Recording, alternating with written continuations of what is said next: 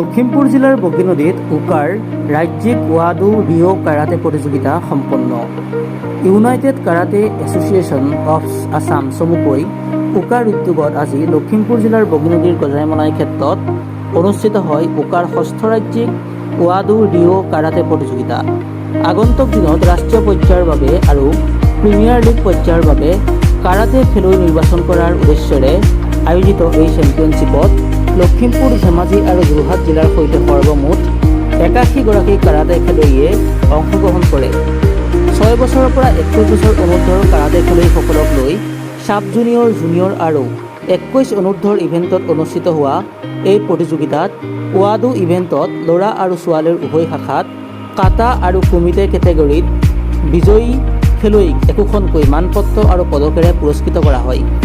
Lakhimpur karate এছ'চিয়েশ্যনৰ সভাপতি অনিল পায়েঙে উদ্বোধন কৰা এই প্ৰতিযোগিতাৰ নেতৃত্ব প্ৰদান কৰে উকাৰ লখিমপুৰ জিলা সমিতিৰ সভাপতি ৰাজকুমাৰ মেদক, সম্পাদক জগন্নাথ কামানৰ লগতে কোষাধ্যক্ষ কিৰণ শৰ্মাই। দীপ্ৰতিম বৰাৰ প্ৰতিবেদন, আছামিজ টক্স নাও।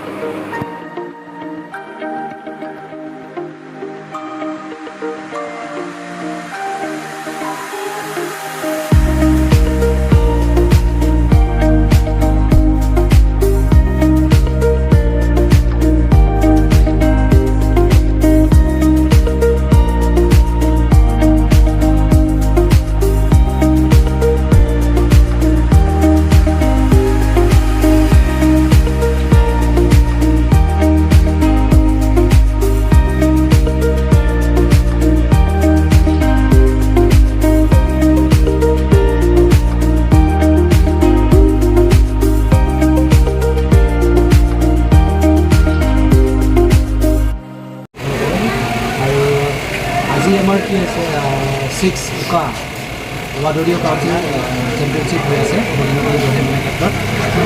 ইয়াতে আমাৰ কি হয় উকাৰ আমাৰ কি 4টা ষ্টাইল আছে বৰ্তমান। 4টা ষ্টাইল ইতিমধ্যে 2টা ষ্টাইল হৈ গ'ল। লাষ্ট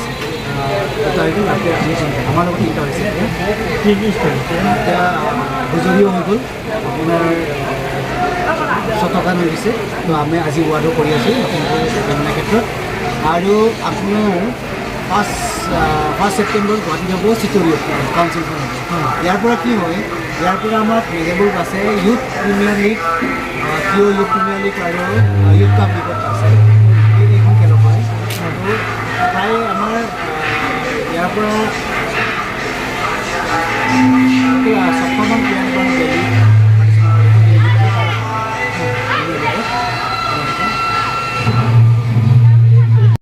আজি আমাৰ ওৱাডু ৰিঅ কাউন্সিল আমাৰ ডিষ্ট্ৰিক্ট আমাৰ ইয়াতে বগী নদী গজাইমলাই ক্ষেত্ৰত অনুষ্ঠিত কৰা হৈছে। ইয়াতে 3খন ডিষ্ট্ৰিক্টৰ খেলুৱৈসকলক লৈ পেলাই আমি যিমান পাৰোঁ সুন্দৰভাৱে অনুষ্ঠিত কৰিবলৈ আমি